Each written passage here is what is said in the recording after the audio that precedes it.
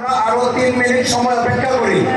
আমাদের মুহতারাম আজকের যিনি প্রধান আকর্ষণ হযরতুল আল্লাহ হযরত মাওলানা মুফতি মুশতাকুর নবী তাসির সাহেব হুজুর আমাদেরকে নির্দেশ করেছেন যে আমরা একটু মেহেরবানি করে অনুরোধ ক্রমে একটু যারা দাঁড়িয়ে আছি বসে পড়ি। 3 মিনিটের একটু সময় দিয়ে আমাদের অনেক মুসল্লি আছে যারা নামাজ পড়ছেন না, মেহেরবানি করে যারা রাস্তাঘাটে আছেন, মার্কেটে আছেন, এক্ষুনি আমাদের এশারের জামাত আরম্ভ হচ্ছে মাহফিলের প্যান্ডেলে। দয়া করে আমরা প্রত্যেকেই মাহফিলের প্যান্ডেলে এশারের জামাত আদায় করার জন্য অতি দ্রুত চলে আসি। আর 3 মিনিট পরে আমাদের এশারের জামাত শুরু হবে।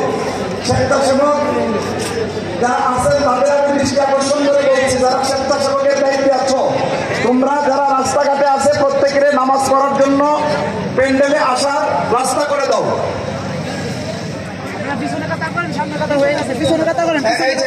পূর্ব দিকে যারা বসে আছেন চেয়ারে, মেহেরবানি করে নামাজে যান।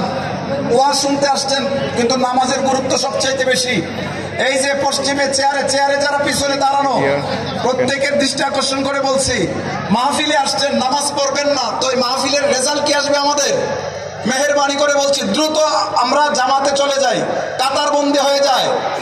স্বেচ্ছাসেবক ভাইদেরকে বলছি, আর যাদের অজু নাই, অজু না থাকলে আমাদের প্যান্ডেলে দক্ষিণে আমাদের অজুর ঘাটলা আছে, আমাদের ওখানে আমরা দ্রুত অজু করে আসি।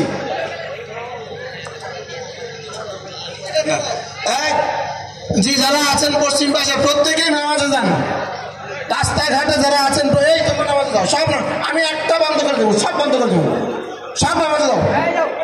আমি একটাও দিতাম না, সব বন্ধ করে দেবো।